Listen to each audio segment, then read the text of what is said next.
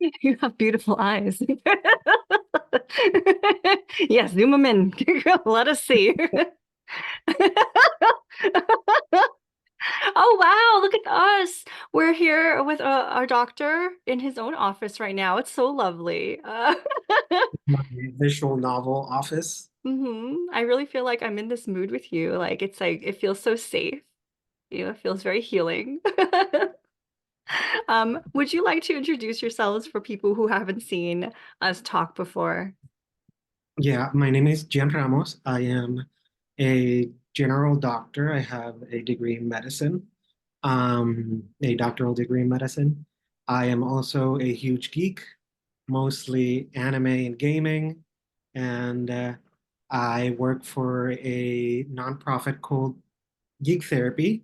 I've done podcasts on like anime and philosophy, anime and psychology, and like I did another podcast on like Steven Universe and psychology and all those very warm, nice themes. Um, so yeah, that's I think that sort of describes me. Do you think that describes me? It kind of does. So let me share a little bit more.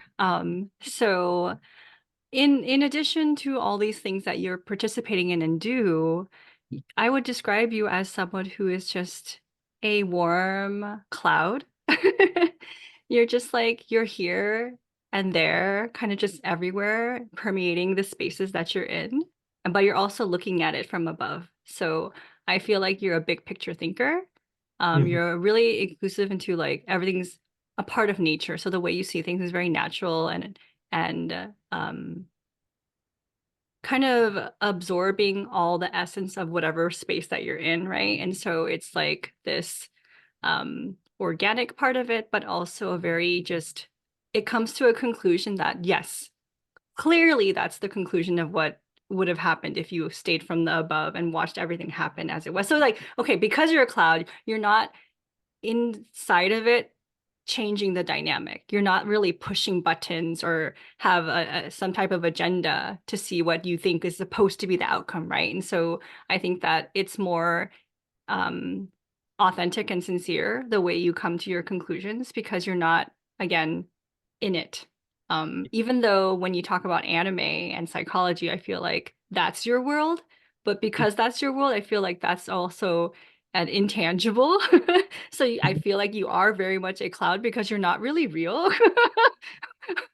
I feel like you're just like an anime character and you could insert yourself into any world, which most likely for me would be the the fantasy, the soft and the escaping and the Yeah. magical feeling that's so like soft and fluffy. So I don't know if that was a good description of you, but that's how I feel about you. I'm just gonna say I feel yeah. Yeah. That was an accurate description. I've never seen myself as a cloud. Um, but elementally wise, like I've always felt very air, very Huh, water. So that sort of that awesome. suits my yeah. And I just like that was a lot of like pulling stuff from my butt, but um I, I wasn't prepared. So people know now Booney was not prepared. So I I wanted to talk to you. I've been actually wanting to talk to you for like how many months now? I know we've been trying. Yes. Is the Yeah, I know. But the thing that you came up with for the topic was really good. yeah. Um, I think that's something that people who follow my channel, people who are both like in our archetype cluster will resonate a lot because there's this thing when it comes to either science, academia, practicing in what people perceive as a cold practice or industry. And then they throw us into it and they're like, do you belong here or do you not? Like, why are you here? Mhm. I would love for you to share and just explore more about your experiences of being, I would call just like really a sensitive archetype, but also your Myers-Briggs is INFP, and Yeah. you're a researcher and you're a scientist and you're a doctor, and all these things, they kind of like clash so much with your identity. Would you like to share a little bit about that? Yeah, definitely. Like I think I've always seen myself sort of like an INFP, but whenever I sort of like look it up, it's like you have to be more sensitive. You have to Mm, be like thinking to fit the doctor archetype. Um, and I think it's like it took a lot of introspection for me to understand that the way I feel about personality types is that people tend to sort of like take them and be like, these are the most likely careers for them. But Mm, I find mm, the most valuable when you take, art when you take like personality types that don't fit that career choice, because that adds diversity of thought. And I think that's very important. I think for me, um, and I think maybe talking a little bit about my origin story, so as to say, will sort of like help with that. Um, I grew up really wanting to be an academician, right? Like I love academia, I love learning. Uh, my best years of life, like where I felt like most, what's the word, in flow, mm, was during my college years. Um, and I think a lot of that stems from when I was younger. I'm the youngest of three brothers. And I think my mother really wanted a honor student mm, in the family. And I think I sort of grew up wanting to fill that expectation. But with my ADHD, I never like understood I had ADHD until I was like late into med school. wow. Um, so like that always interfered with me actually getting there, and it was a lot of source of frustration. Um, when I was younger, and I would fight with my brothers as like any brother does, right? Um, my mom would tell us, go to your room, and we would go to our respective rooms, right? And she'd say, don't come back out until 30 minutes have passed. Wow. Um, but I was the youngest brother, and I didn't know how to read a clock, and we didn't have digital. So I grew up sort of like going through this phase where like my parents would scold me, would send me to my room, and I would stay there for the rest of the day. Oh Because man. yeah, because like I never knew when when I was like free to come out. So I took up reading as a hobby, right? And I think that's where a lot of like my introversion traits sort of kick in. Mm, Um, I think I grew up trying to be as independent as I could.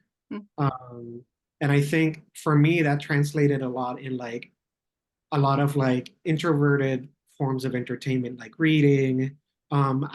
I got a lot of love for nonfiction mm, because I really wanted to understand the world around me. Um, and I also got a lot of validation as a child whenever I would go to a family event and I had a book in hand. mm, Like my aunts and uncles would be like, "Oh, he's so smart. He's like a little nerd. He has his book."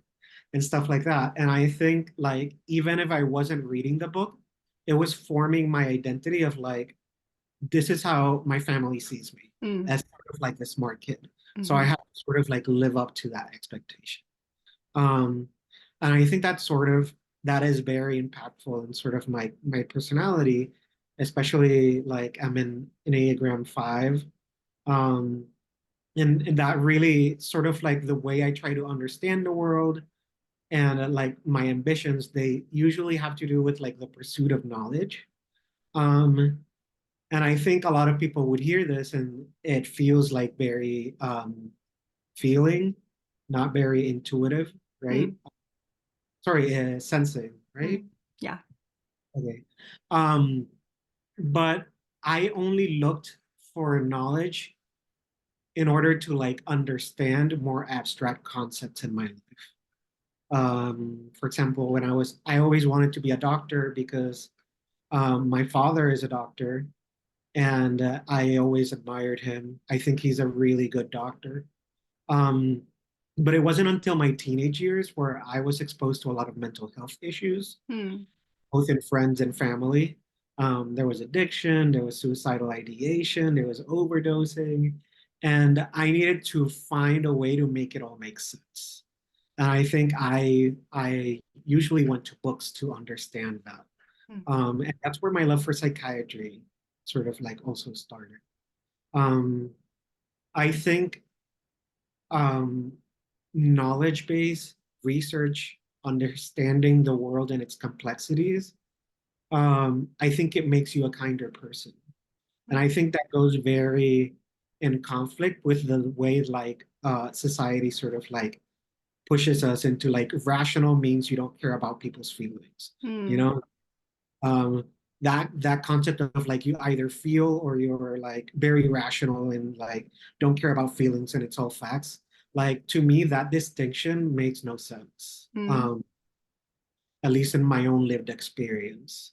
I think a lot of people who sort of like exalt themselves for being very like concrete rational thinkers are actually very emotional, very Yes. emotional, and they rationalize their emotion. And they Hmm. try to like suppress it through reason. Yes. Um, and to me, I do the opposite. I find myself, I am a very emotional person. Um, and I use reason to understand my emotions, my biases, like why am I feeling this way? Why are other people feeling this way? And I sort of like I developed this sort of like concept of like everybody's living in their own world. Mm. They're having their own experience. And first and foremost, my job should be to understand their experience, even if it's completely different from mine. And that requires a lot of effort to have that skill.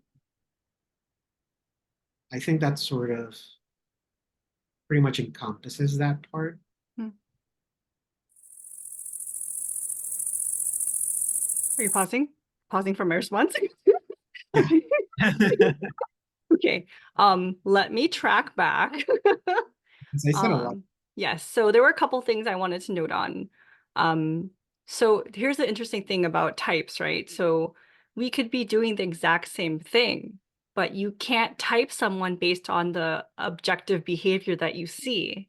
It's Mhm. about the motivation, the internal mechanism inside, right? And so you're gonna have this faith, that trusting someone to kind of know what their intention are for doing what they do. But some people could be wrong. They could be internalizing the expectations of society or other people, right?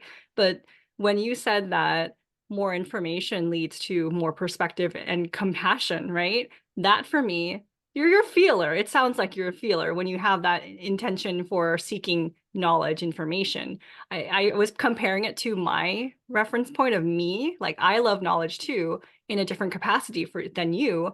I it's more selfish.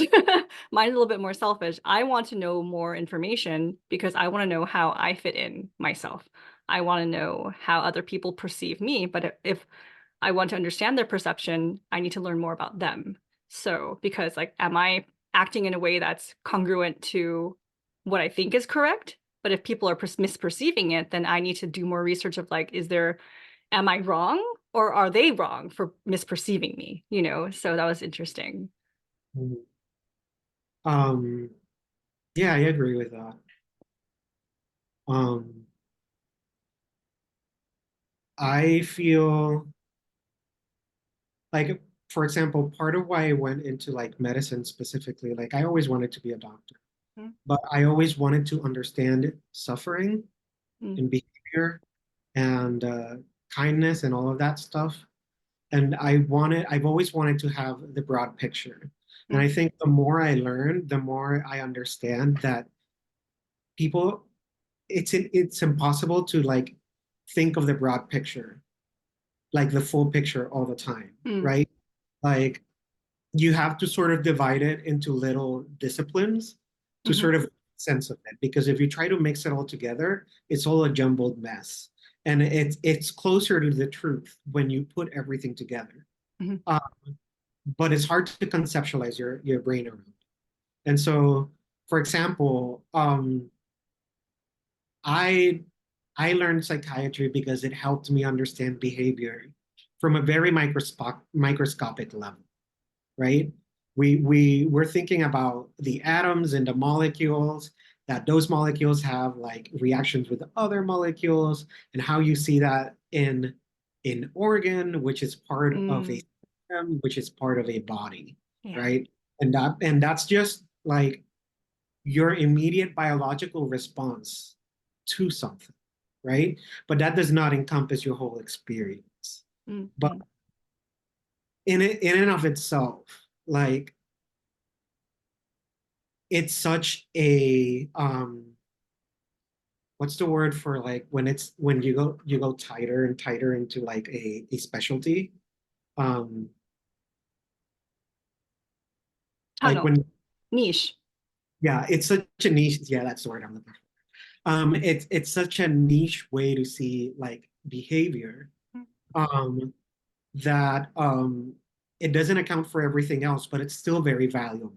Mm-hmm. And so once I understood that like you can't explain it all through a medical lens, even if I wanted to, because I was very interested in the science of it all.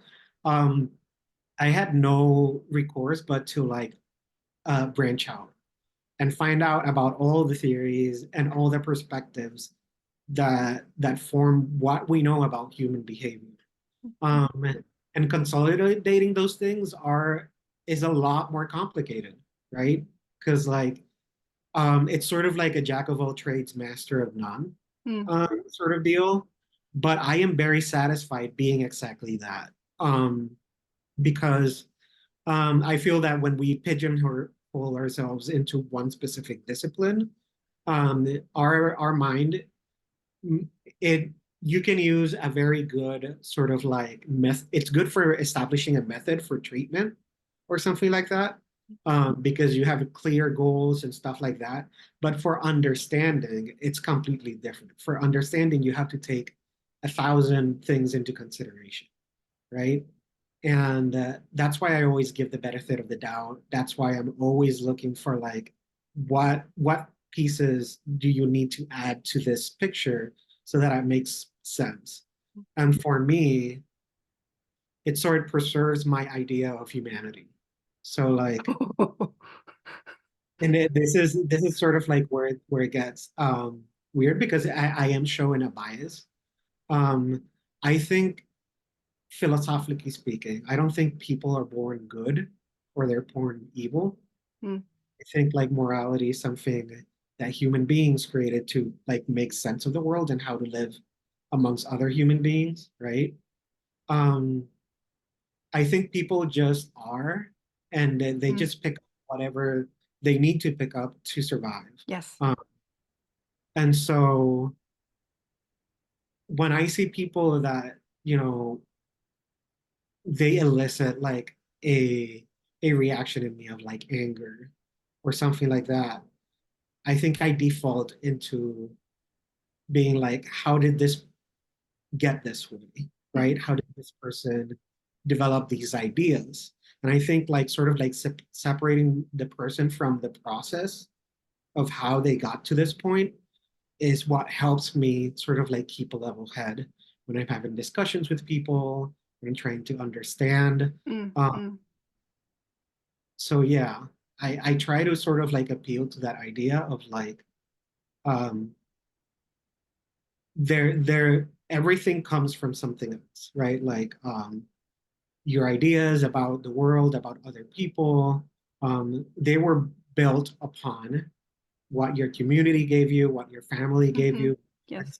what your education gave you. Mm-hmm. Uh, and so we have to understand that. And in order to address it, you have to like be able to navigate through those spaces and be like, they're coming at me from this perspective. Mm-hmm. So I need to understand them from this perspective. A good example of that is I was a very fierce, devoted Catholic throughout most of my life as a child. Um, I was a kid who liked going to the school chapel and lunch for prayer. So I was extremely devoted. And when I went to college, um, I started exploring other religions, other philosophies, and sort of like Catholicism didn't make sense to me anymore. Mm-hmm. But I hold a lot of fondness for it because it sort of built a lot of my ethics. But it doesn't mean that I didn't start to develop also a critical mind around it, right? Mm-hmm. Around that upbringing about those ideas. And I think when people talk to me in terms of religion and when they're using that as their basis, I try to speak with them on their terms, because if I try to speak with them in my scientific terms, like the conversation won't go anywhere, you Mhm. know? So it's a constant battle of like understanding where they're coming from and just like analyzing and deconstructing their own ideas from their own perspective. Mm.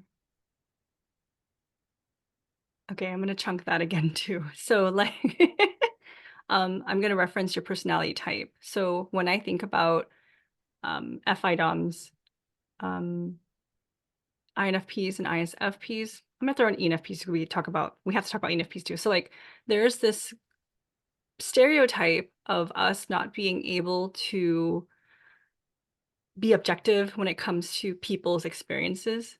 There is like in the groups, we're always made fun of first because we're strong FI users, and they say that we have, the joke is we have borderline personality. We're like the feisty person who will like the black and white thinking for us is very strong. I'm going to say because of the misunderstanding of what FI actually means. It's a pursuit of authentic self-expression, internal identity exploration, and a constant matching. Is this real? Is this who I am? Am I authentic? Am I staying authentic? Is this my truth entirely? Or is this like pair it with NE now? Is my authenticness more possible if I go this path, this path? And then when you pair it with that, like FI DOMs, ISFPs, INFPs, we all tend to value autonomy. Like, Mm, I trust that this person knows their own story and who they are. I'm not going to judge them because I would want that for myself too. And so when we do that, other people are like, why don't you care as much about someone else with what they're doing? It's like, because I don't know their whole story, right? So like for us, it's very much about the narrative of like, if people would ask me or if they would give me that same faith of understanding, I know what I'm doing because it's my life, the outcome would be so different. But most of the time, I'm going to say most of the time, we get this pushback of like strong FE society of like, you're not living on the same path as how we expect you to behave. You're not honoring the values of the greater culture, whichever culture you're in. And so now you're being like causing trouble for no reason. If you just fit in, we wouldn't have any problem. But we're just saying, hey, we're just living how we think we feel right. So like you in practicing in medicine, it sounds like you honor that to the like utmost degree. Because like you said earlier, I have the same thing with morality. I think people just exist. We just are. Like, even if there is atrocity being committed, I'm not judging, even though things can be perceived as good and bad. Like killing, of course, I'm going to say, yeah, that's a terrible thing to do. At the same time, if I were ever placed in that position, if I ever had to kill to defend myself or protect myself, I probably would. I wouldn't think of myself as a bad person, but I would have to atone for it for the rest of my life. mm. Like it's a difference in perception here and defining how someone is good or bad or like able to even have alignment with your own value system. So I just wanted to comment on that.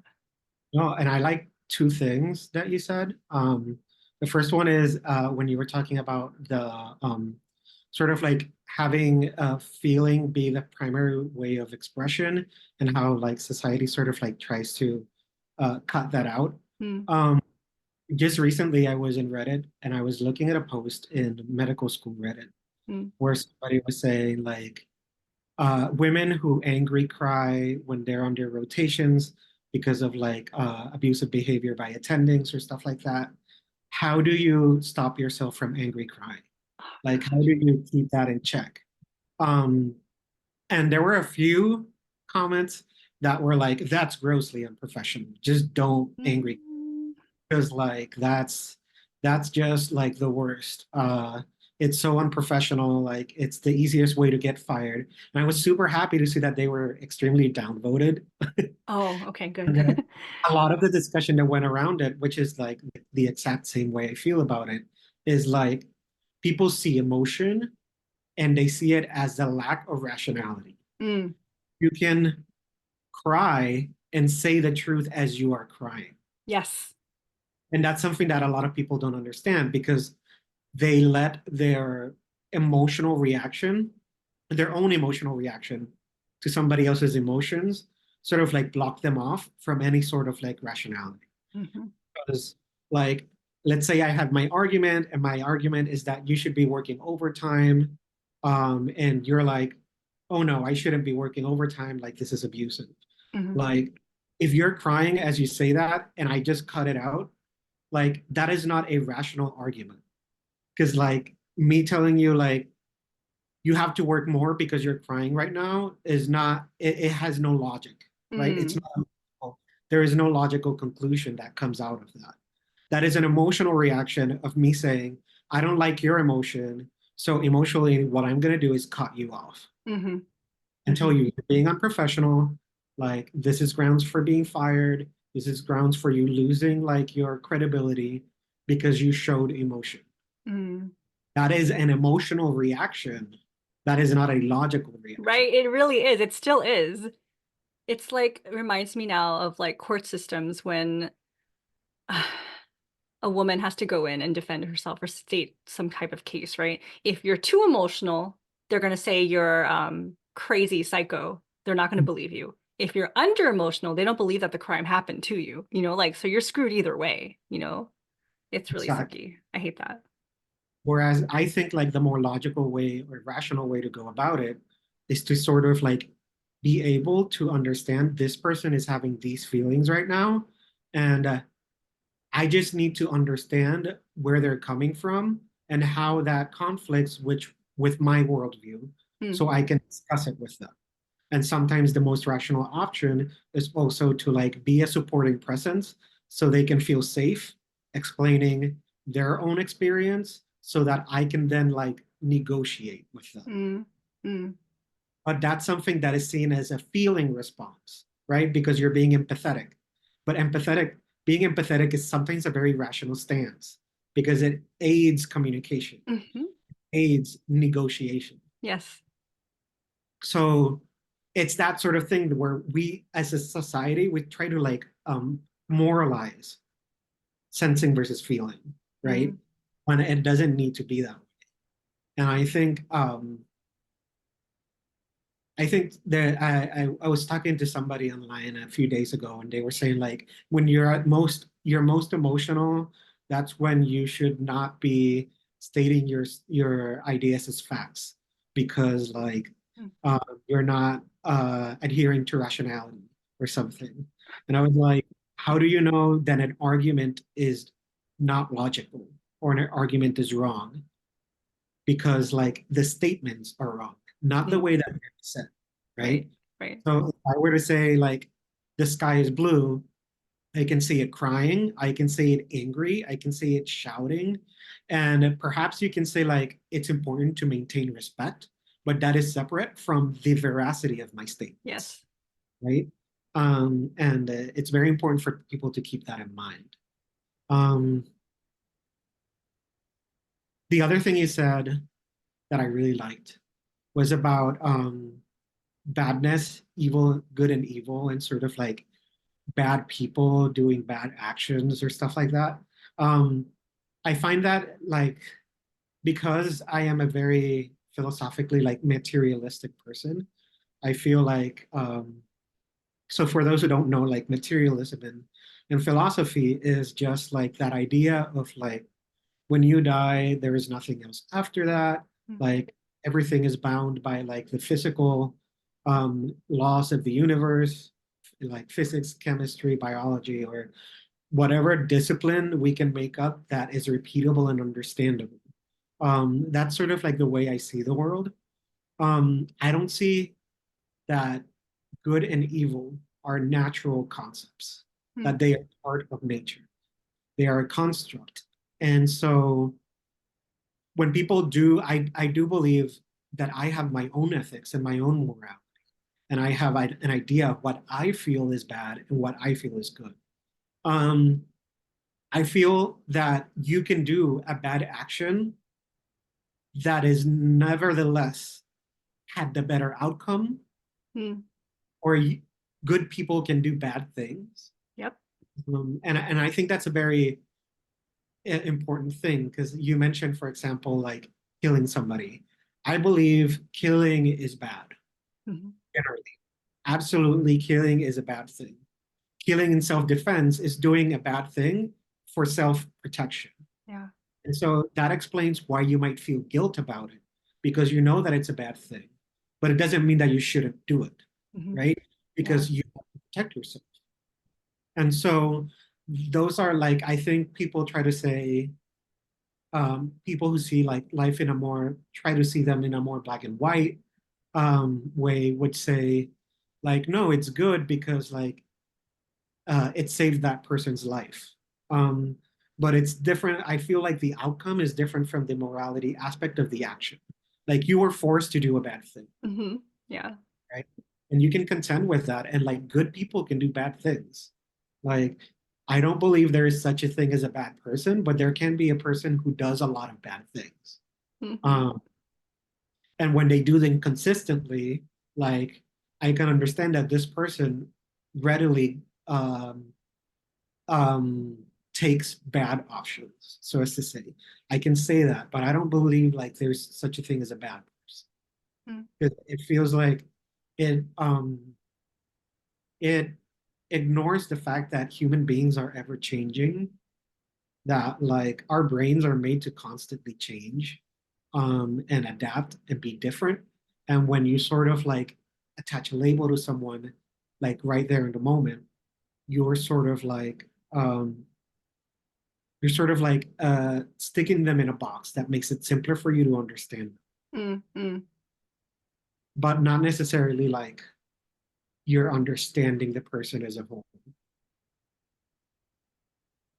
That makes me jump to like maybe the difference between a more rationally inclined person. We're all rational, but like someone who leans in that way of like specific data collection, blah blah blah, with people, we're boxes. But certain systems that they've already created may feel like the special snowflake is this box because of these factors that you're observing, right? And so it's this whole game of projection, right? And don't come at me. You already know you're projecting if you can't see someone as their own story. Like I do it, we all do it. In some certain cases, we are all project. This is a lifelong journey, right? And so if you can take ownership of that ability to project and stereotype an entire group of people because of this one trait that you're seeing again and again, you're never going to go into the scenario of like, what's this person's actual story? What made to this moment in time right now? If you understand, you would have compassion, you would have nuance and understanding. Your reaction or appraisal of the situation or the person, it would change. I guarantee it. If you were able to step back and not project, I know it would change. But again, people don't want that because it does do these like cognitive shifts inside and it's very uncomfortable. Um, so like for us, I think we're okay with the discomfort because we kind of thrive in it, maybe. Like we want, I think your eyes lit up. Like we want that. We want to Yeah. know more about our perception. I'm okay with being proved wrong. I've been proven wrong for like the past 10, 15 years. I remember how big my hubris was. It was like through the roof. I had a big forehead. Like my ego was huge, like um I think that's what we need. We all need to change. We all need to be okay with like, man, I was a dum dum back then, or I let my degree I got ahead of myself. Like I thought that I knew everything and I started using my titles, I started using my blah blah blah, and then like I started judging. I started assuming. And so like it just goes back full circle, like what you mentioned in the beginning. So I wanted to show this like picture of like how I think you're learning. So I pictured you going like this with information and then you coming back down to like sh to like funnel it all. So you gather information in multiple disciplines and then you become the jack of all trades and then you funnel it again. So that's how I picture you doing it over and over again. That's how I picture your cognition. So that's neat. Love that. Feels like a jellyfish. I How a love jelly. jellyfish too. Okay. Um, yeah, definitely. And I feel um, you were saying something about people get caught up in their own biases. Like I had my degree, my Yeah. I understand everything, and that gives you a very unique and valuable perspective when you really specialize in something. Um, but at the same time, like if you just take that as your only source of information, you're blocking yourself from other ones. And the truth is that reality is not something you can simplify in one discipline, right? Mm-mm. Nope. Um, one discipline can help you understand like so much about the universe, a large amount, like a massive amount of things about the universe. But when you compare it to other disciplines put together, like it's such a small part of the human experience, right? Um, and so, like, I like to be open-minded in the sense of like when I see a somebody that comes from a completely different discipline, Mm, I'm like, what is the language that you employ? What is the language of your specialty? mm, What are your endpoints? What are the characteristics that you're looking for? What are your goals when you look at a client or a patient in sort of like a medical setting or whatever it is that you're working with? Um, and I think that sort of it fascinates me. It gives me like a lot of things to think about, even if I don't employ like social work techniques, psychology techniques when I do my psychiatric work, because as as a doctor, um, my job is to do doctor things. mm. Right? So I do have to engage patients from a medical model. It that has to be part of my job. Boo. Sorry. Like I do have to see, I have to observe symptomatology Mm, mm, because my job is to give medication, and that's part of the truth of my specialty. mm, Um, when I was a kid, I was severely depressed, and taking medication helped me a lot. And it's because my depression was something that mostly it was the symptoms that were bothering me.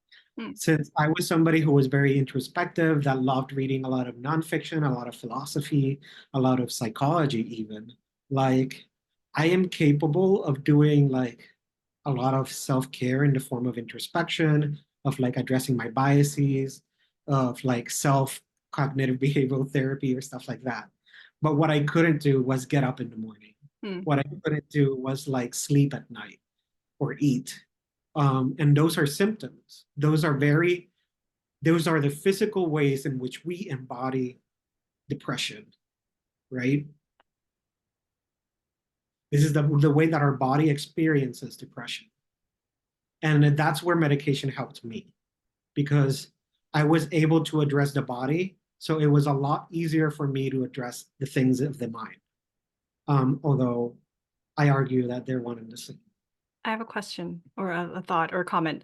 So this is interesting to me because I'm kind of angry right now because I think that psychiatrists in general, I'm painting a broad picture here with psychiatrists, do not explain this concept of medication because in my experiences, so the like therapist world, education, the explanation of why medicine is important is not clearly described or even like ex just even explored with the client. So you coming in from like personal experiences, like and having empathy and compassion and wanting to apply it to like, I want to make sure the specific thing that a client or a patient needs is at least touched, or I can at least tell them if, hey, they don't want to deal with this, I can at least help them with this. Like, I've never heard a psychiatrist explore this or even name that. Like, I've just heard.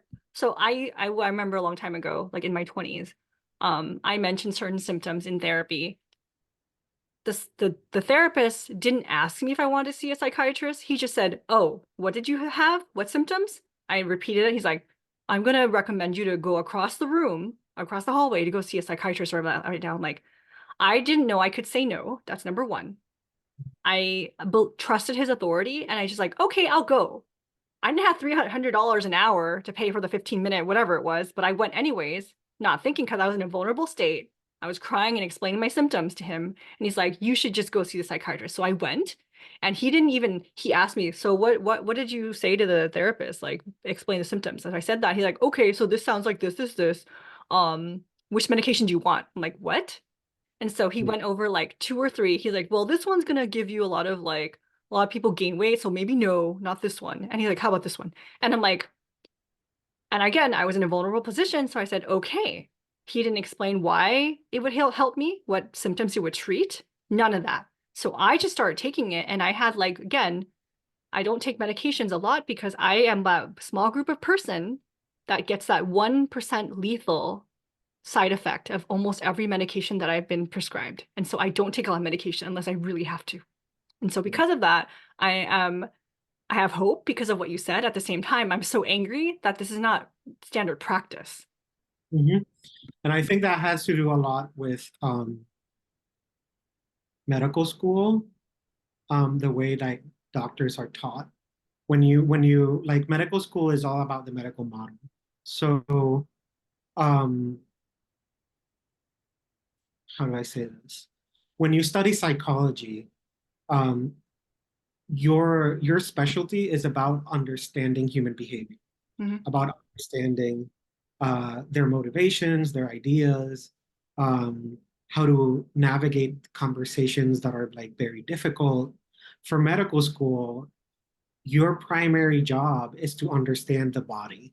Mm. And you do have those conversations in ethics class that maybe last a month, and in your medical career, like a month every year. So Mm. 4 months in your whole medical career, Dang. where you're talking about having those conversations and how you would have them. And because of that, um, like not everyone that comes out of med school has this completely formed idea of how to deal with people, and like how to manage these expectations. The same way you come into a clinic and you say, I have these symptoms, I have a cough, like the doctor is considering all the differential diagnoses in their mind, and they're saying, this seems like this, so the medication that will treat it is this, and then we can follow up on that. And if you're having the symptoms, we can increase the dose, or you're not having the symptoms anymore, we can decrease the dose, right? I think what should be first and foremost is autonomy and education. Mhm. Uh, I feel like the hardest part of medication and psychiatric treatment is what's the word, keeping up with the medication, and that means like being aware of the side effects, um, being aware that most of them last only the first weeks, and then the rest of them, like you start seeing the effects of the antidepressants a month afterwards you started taking them. And so a lot of people will start feeling side effects at the beginning and they'll give up because it's Mhm. like, I'm not getting the benefit, I'm not feeling better, and I'm getting a lot of side effects, so what is this doing for Mhm. me? Mhm. And if you didn't take the time to educate your patient on that, and sort of like help them understand like the pill will not fix your relationship with your father. Mhm. Pill Mhm. will not make you a better student, necessarily, right? It will make it so that you can wake up at an appropriate time. It will make it so that you won't be starving yourself. Mhm. Make it so that you're not, the word is psychomotor retardation, but it's a concept of like when you're very, very sad, you speak very slowly, Mm. sort of like it's hard to think and process things. Yeah, I've been there. Like everything is a lot slower. The medication helps with that because what psychiatry is good at is dealing with the way the body experiences mental illness, Mhm. right? And it completely depends on your client or your patient what they need more. Mhm. Because there are some people who like have a lot of good insight, are very capable of like performing quote unquote like self-therapy and sort of like coming to cope with their emotions, but the symptoms get in the way of doing any self-work, right? Like if you're like struggling to just make it through the day and brush your teeth and wake up and like you're not going to be doing the hard work that requires you to like go out into the world, make the changes that you need for your life to like get on the right track, Mhm. right? In the same way, some people don't experience a lot of symptoms, but they have a lot of thoughts that plague their mind and they don't know how to deal with them. Mm. Um, and like, this is where like psychology is more important, right? So everybody's sort of like on that spectrum. Um, and you have to like measure what it is that they need right now. But when you go to a psychologist, they're not going to give you medication. They're going to give you therapy because that's Mhm. their, it's the hammer. Have a hammer, everybody becomes a nail. And when you're you're not thinking about therapy constantly. You're thinking about, okay, my expertise is medication. So I'm going to help you the best I can with my medication. Um, that is not to say that I have not met a lot of psychiatrists who are very not empathetic. Yeah. For example, view mental illness as something to be like ashamed of, A or moral like deficit or some like some moral deficit, right? yeah. Um, I've seen that a lot. I've also seen like, especially with the younger generation, I've seen a lot of people who get into psychiatry because they want that to change. Mm. Um, and they want to be there and they want to talk more about what they call narrative psychiatry. And Ooh. so, like, what would happen if you just talked more with your patient? What if you talked about, even if your job is to talk about medication, talk about the narrative of medication, the Mm. narrative of the body, of how Hmm. you feel like your body has been before and after you started getting depressed, right? Um, because like even if your job is to only treat things of the body, you can refer to psychologists, but you can also engage in the valuable work of like talking about narrative, Hmm. about getting to know your patient and more than just symptomatology, but like what does that symptom mean for you? Hmm. Um, and that also helps you pick the better medication, Yeah. right? Because some people are like, I have not been sleeping 8 hours a day, but I wake up fine. Mm. I like I'm fine at sleeping 5 hours a day, and I don't feel like I'm falling asleep at work. But the most that I have is that I feel always fatigued because I'm not eating or stuff like Mm. that. And that type of thing becomes very important because when you're choosing medication, you would look for an antidepressant that stimulates appetite, but not necessarily like pigeonhole yourself into a medication that um, increases sleepiness, Mm. right? Mm. Because if they feel fine with their sleep quality, like that shouldn't be your priority. Even if by the books, it should say you're not sleeping 8 hours, you have a problem with your sleep, right? But that requires you to understand your client and Mm. understand their story and try to bond with them. Yeah. Gosh. So, okay, God, I love when you're talking. I get so many ideas of like, how do I write these all down? Okay, so like, one, one thing that you, two, three, maybe it's three. Okay, if I can catch them all. So one is it made me think of like how you mentioned before the bridging of different disciplines. You cannot know completely anything if you specialize in one. Yes, we're missing out on a really crucial perspective and updated information, depending on what discipline you're in, right? But if you're bridging different ones, you could advocate and speak to each other to develop this new language. So I was thinking about actually something that I want you to do. I'm gonna ask you to do it here. So maybe later, like, but I would love for you to be that person to help translate, like, because you said something that I've never had a therapist in conversation in the groups personally ever talk about this. So again, the percentage is pretty low, 0%. Like I've never had them. And again, if you're a therapist or a helper watching this and you're at this point, you can always be like, actually, Booney, I do too. I talk about this stuff. So like, great. If you can, please give us hope that therapists talk about this. You were talking about how like because I hear this all the time. If someone is so insightful, the therapist will graduate them from therapy. Like, well, you know so much about yourself. I can't help you. Like, no, they're here seeking help. Obviously, they're missing something. I'm insightful. I've been graduated from therapy 3 times. Obviously, I'm a big mess. I need help too. Like, so because I'm so insightful, I'm just stopped. I did my own personal work, but it took years. That's the thing that's so frustrating, a little disheartening, but like the summary of it is all like, I can't help, I can't ask for help. I got to help myself because the system out there, they're not designed to understand people who are super insightful.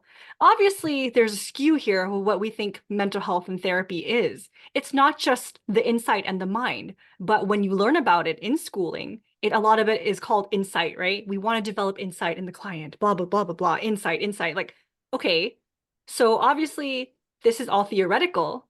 We don't know what actual change process looks like for someone who is that insightful because in the book it says this is what you're supposed to do and I voila, person is healed, no more mental illness.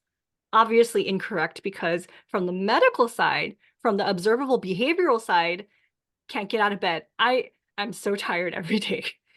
I'm doing what I can to help my people, help my community. I'm still tired all the time. Like I'm tired and like I am insightful. People come to me for insight all the time. I'm sure people come to you for insight all the time because like we're just good because we sit all day thinking about life and who we are and identity and stuff like that. But at the same time, you found that missing piece that therapists, I think, and I'm jumping a little bit. So like in psychopharmacology too, they gave us lists of medications to kind of like memorize and study. And I've been out of school for 12 years now. The medication list has changed. I don't know how often therapists or helpers of any kind know all the medications out there and what that you said. It's not just the symptoms of the mental illness, it's the physical stuff that it affects too, which is something that we never really talked about. So depending on your schooling, if you did go explore that, like more power to you. I'm actually impressed that it talks about like the fatigue and like you could kind of sell the concept of, taking the medication will help you with this. You got insight, but how about this side of it? Your body's still struggling in some way. Let's work on that too. You are a whole human being, but it sounds like you got this part fine. You're good. At the same time, that's the thing too. Like when I see logos for therapists, they talk about the brain. I see pictures of the brain and insight. I don't see about the whole body, so that's something that's still missing. It's like we're taking chunks and pieces of a person. And like you said, specializing in that only. So people think that they help fix them or heal them in some way, but there's the connecting part of all of it. It's still missing. So that's what made me think about when you mentioned a lot of good points, actually. For example, when I was in medical school, I went to the school psychologist um, because I was really struggling with my exams. I had depression and I had gotten on my antidepressants. I had recently been diagnosed with ADHD. I started stimulants, and to me, like stimulants has been like the best thing that's ever happened to me, um, personally. But when I went to them, I was like, I feel like I memorize everything, Hmm. but when I start taking the test, I blank out. And I think this school psychologist was very good with like mood disorders or stuff like that. So they tried to sort of like address it as if I was having a panic attack during my exams. Hmm. And they were like, have you tried deep breathing and all that stuff? And I'm like, absolutely. I love meditation. It's like I absolutely always recourse to it. And they were like, how about this and that and all of these relaxation techniques? I've tried them all, Hmm. right? And it's not like I've had half-assed them because it's literally part of my lifestyle, right? Um, and I felt like, well, you sort of like have all the tools. You just need to put up a little bit more effort, right? And Hmm. um, as a medical student who stayed in school in the school library at 3 a.m. to get up at 5 p.m. at 5 a.m. Uh, Mhm. that felt like an insult. Yeah. Ah! They hurt you. Um, but then I worked with somebody else who actually felt like they were doing more behavioral interventions, and they were like, "What are you doing to memorize the concepts? Are you doing it in your mind? Are you writing it out?" Uh, Hmm. but if I just like conceptualize all therapists as being the same, I would have had that first interaction with that first therapist and being like, psychology is not for me. Like, Yeah. it doesn't work on me. And the truth is, psychology itself is a bunch of different disciplines and different mindsets, Hmm. different perspectives of treat how to treat a patient, a client, right? Um, and when you go to a school psychologist or something, they're not experts in all of those modalities. They Hmm. have something that they're really good at doing. But as a client, as somebody like looking for services, you're not necessarily aware of what it is that you need. Right. And so you'll go to someone and they'll be like, you just need to relax, breathe deeply. Have you tried meditation? Yeah, like have you oh, like yes, I have tried medication.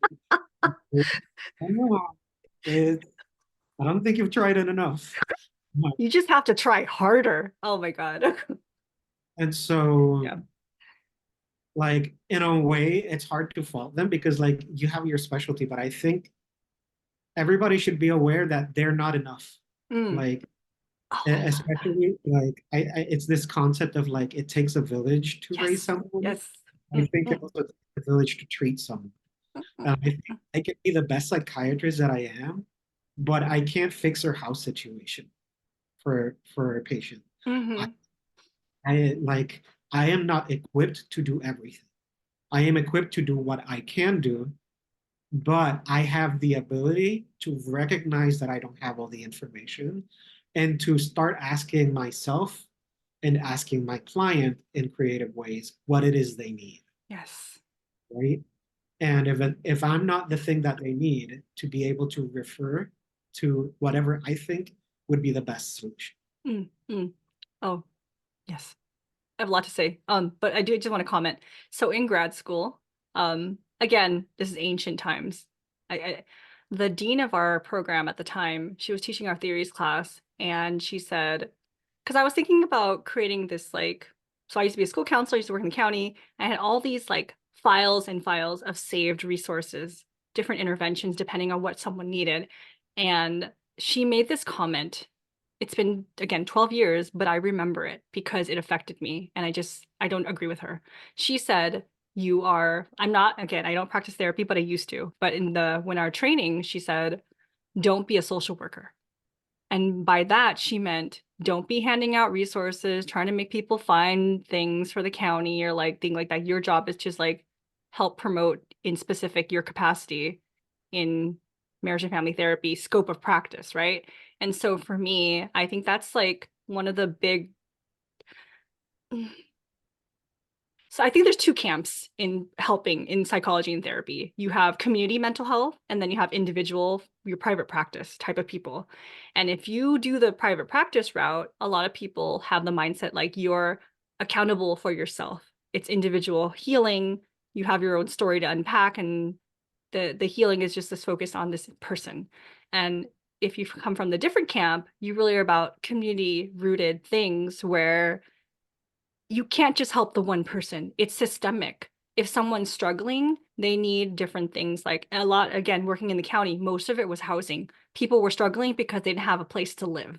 Like that was just a big part of it. And we couldn't fix that. Like you could go in and help people and talk to them about their feelings and help them get access to resources, or even know what the resources are. But at the same time, we're not helping fix the root of any of this. There's not enough houses for people and they're struggling, right? And so when you come in with like the specific mindset or the background that you come from, either individual or community, it very much affects how you treat the person that you're supposed to help. And at the same time, again, I'm very critical of the field. And so like when it comes to people who practice therapy, even if you don't want to be a social worker, I I'll straight up beg. I will beg you to play more a role of a social worker because when you said and you asked people, what do you need? I'm gonna double down and say a lot of people don't know what they need because they have no clue what's even available. Like I try to post hotlines and numbers, but still people don't even know what that means. Like 211 for us is a behavioral health hotline that actually helps you pay your bills if you missed a couple months, but you have to call them and give them information, things like that. And they'll help you, connect with even the county help for funding for self things like that too. Like a lot of people feel a sense of shame and they don't want to be on government insurance, but like if you could get that and you could get the help, like there's this shame layered with people not wanting to ask for help too. So like that's your part as a helper. When you ask people and they will throw out something, I think it's important. Oh, here's my other piece. If they say that, I hope that it's also like visual or on paper of like, so you're asking for help for this. How about all these other areas of life? Is there anything we could do to kind of like connect you with help for anything else here? Because sometimes we don't know and we kind of give up hope that something's out there to get help. So it's hard. And I think it's fine if like it could be too overwhelming to play the part of a social worker, but then you gotta understand like, should I refer them? to a social worker? Could they be able to Right. afford my appointments plus going to a social worker? Um, like, what can I do to help within what is my capacity, right? And I think just having the knowledge, not necessarily like being that nexus of like, I know all the Yeah, you don't resources. have to do that. No. You don't have to do that, but having the knowledge that those things exist is enough to tell a client, look, I think you should call this organization because they could really help you with this thing that you're struggling. Yes. And And that's the that's, thing that, sorry, I want to cut you off. Like, but that's the thing that is also so much disappointment in the field. So like, even if you have like, oh, if you need help in this area, you call social services, all right? But at the same time, if you don't sell it or explain clearly what social services actually does, the line of connection gets cut off. People don't ask for help because like it doesn't sound like you trust the system. It doesn't sound like you are familiar enough to explain it to this person. And so it's like, well, I've already had that. I already called. Nothing happens. Like, okay, well, I gave you, and then you document in your notes, gave client resources to blah, blah, blah. I'm like, it's just, again, I'm not trying to be so critical, but at the same time, like you said, it does take a community. But when you're aware of what the job is of different people, you can help fulfill those different buckets of need that people have. And that's the thing, like, you don't have to do everything. But if we network with each other instead of feeling so selfish of like, I got to help this person entirely because my field is the best and therapy or helping, blah, blah, blah, can help take care of all of it. No, you can't. Impossible. Like, if people have more access to resources, they will not feel alone. They'll feel more empowered and they'll feel more able to reach out throughout life, not just doing the expensive care that therapy actually is. It's hard. And so if we had that again, real, I guess maybe layperson explanation of how all these disciplines helped people, people wouldn't feel intimidated either. I think that's like the medical jargon that pushes people away as well. yeah. And I think it also goes for like when you're networking, network outside of your sphere of influence. Like, it's great when you have somebody who's like a friend who is a social worker, and you Hmm. can them and be like, what would you do in this case? Oh, so I can refer them to this service Right. because I'm not the expert, but I know somebody who can help, right? Hmm. Um, so it's also very important to keep those lines. And that's why it's so important to like learn from each other. Um, yeah. Yeah. I have a couple nurses that text me every once in a while, either on Instagram or we shared numbers. They're like, hey, Booney, you know any of these people? Are they neurodiversity affirming? I'm like, let me look them up. And so, like, there's this again, the network gets bigger. We can help more people because we overlap. It's not like we're completely disconnected from our fields. There is a little bit of overlap where we can help each other translate and speak and support our people, right? It's so cool. I think I just it's just um formative for anybody to expose themselves to different ideas, Mm-hmm. even for yourself, not necessarily for your practice. Like, it's good to expose yourself to something different than your own ideas because it gives you a broader understanding of the world. And Whoa, hold on. What did you say? because it gives you a broader understanding of the world, the different perspectives that inform it. Um, there's a really good book that I love called The Perspectives of Psychiatry, Hmm. which is it's sort of like a philosophy book that details like mental health in general, the different perspectives that inform it and affect the patient, and sort of like how psychiatry can work with one thing but doesn't work with others, and like the intersection of like culture and stuff like that. It's so Yes. good.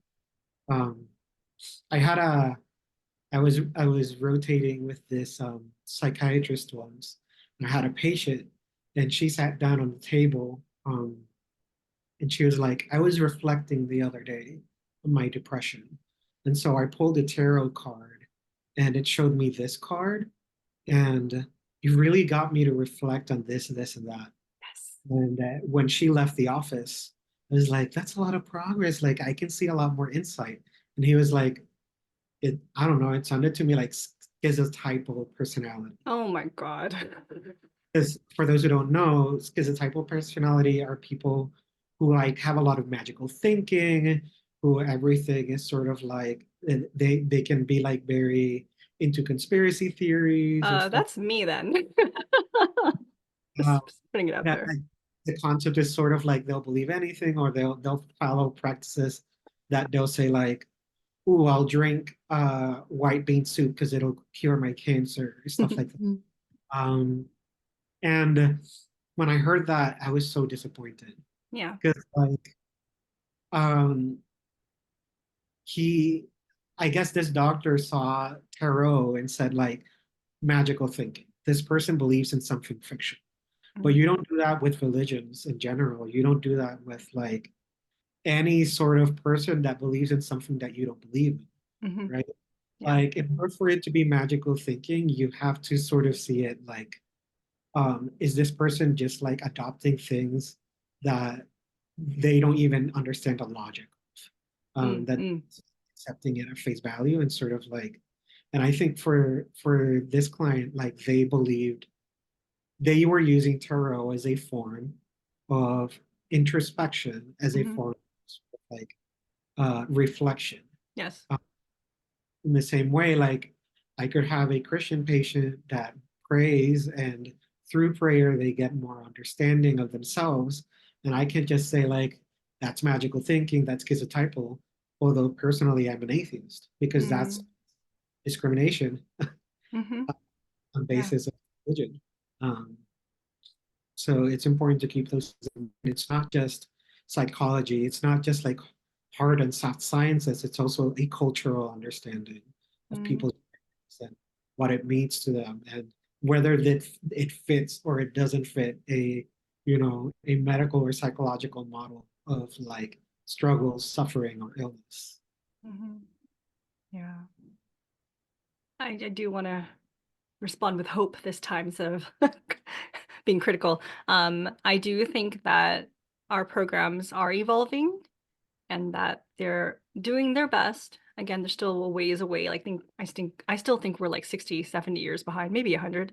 Um, but they're attempting to invite, I don't know why they just don't develop the courses themselves, but they're inviting guest speakers, guest lecturers to kind of fill in the gaps of what we're missing in terms of like the original theoretical origins of things and how to practice. I really think that we should just take the growing practices that we're creating on our own and just incorporate that into the foundational models. Like pick one of these, but here's an option too. Instead of like, what do you call it? The modern, right? Narrative still like, and for solution focus is one of the moderns, right? So clump them there, talk about other things like neurodiversity affirming, and even focusing, like I would double down more on diversity because talking about all Asians in one chapter is wild to me. Like 2 billion of us already, like gonna gonna do that broad stroke again. Asians all do this. But I do have hope that we can do that. We can do more of that. Definitely. Yeah. So I'm sort of like, um, I'm satisfied not hyper specializing, because I feel like the more valuable work is actually to branch out, uh, Yes. and read research and from all fields and sort of like understand. Because I feel like if I were to hyper specialize, like it would be harder for me not to pigeonhole things. Mm-hmm. Mm-hmm. Yeah. And then the language would be very specific, right? It would be all in the same lens instead of what I kind of notice. It's the funny thing where again, when you when you explore more of the different theories of things, you could see one thing. It's kind of like a fun practice to like, here's the one snapshot of the thing. Now let's put the different lenses on. If this is the lens, you would describe it like this. If this is the lens, you would describe it like this, right? And then you'd have all these together and then mash them together and see what's the overlap or what's the bigger story now. So we really need to do that. But it does take work. I'm going to say in certain cases, like maybe cancer research, maybe you don't have to, because like you see cells changing and taking over a body. You, But you have to understand uh, urban planning, how that affects like the secretion of smoke. And oh, stuff. prove me You wrong. have, yeah, like food deserts. What type of food are your patient taking? Mm. You have to take into account like what resources they have to pay for their cancer therapy. You have to, so yes, even in branch out. It's important. It's important for you to understand everything. Um, Patients who are depressed and have lost hope are Mm. more likely to have worse prognosis in I their hate cancer that. than people who like hold out hope. And so it's important for you to be able to navigate that and help your patient find hope as part of cancer treatment. I I'm hoping that they have someone teaching that, even just jumping around from hospital to hospital, teaching people how to speak the language of hope. Because I don't think that's something that we can automatically know. And like you said, there's all these valuable variables that define a person's context, where they're from, their history. Like I already have medical trauma with things like, so my history with doctors is could be very different from someone who's been having good medical care, who's been believed, right? For someone who's been denied or just like even gaslit. It's like you don't actually have the symptoms you're talking about. Like that approach to me, I would probably need a little bit more like of a buy-in. It's like be a little bit more gentler with someone like me, right? But so all these things I think would be so useful because the ultimate thing is caring and healing. And if someone doesn't believe in the process, then you have a very high hill to climb. It's pretty steep to get there, right? It do be Yeah. Well, I'm gonna check for time. Let me see. Mm, mm, mm. Ooh, okay. pretty So much that. yeah. Um, are there any last words you would like to offer? Because you said so many wonderful things. I don't think I can like clip this any shorter than it actually is because there are no repeats. I think everything you said was spot on. I'm sure people will resonate, maybe pause to think about what you said. It's like, thank you so much for your insights and conversation. I think the best exercise you can do Mm. is to reevaluate everything that you believe in. Not easy peasy. I say that very honestly and sort of like, why do I believe this? Why is this important? I think a lot of people um, they discard ideas because it doesn't make sense. That's what they Mm, say, mm. or it's common sense. But common sense is not what you should be alluding to when Ah, trying to like evaluate a statement, because common sense just means most people believe it, mm, but it doesn't pertain to truth, right? And logic is also not what you should be looking for, because logic is sort of like all the statements making sense. So, for example, I could say, all blue-eyed people are evil. John is blue-eyed. Therefore, John is evil. That is a logical statement because all the statements together make a complete sentence that makes sense. mm, But you have to understand whether each statement is true.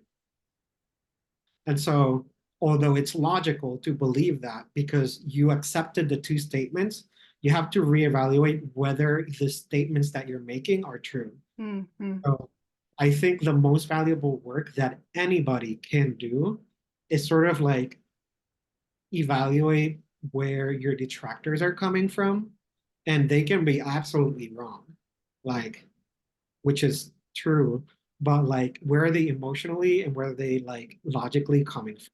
mm, Where are mm, they taking their statements from? And sort of like building off of that. mm, Because that is not only a labor of growth for you, but also it will help you be more empathetic towards others. mm, And mm. empathy does not mean accepting their ideas. Right. Empathy, that you understand why they have their ideas and you can navigate that Mm, conversation with them because you understand their perspective and you mm, can speak to them from their own perspective. Wow.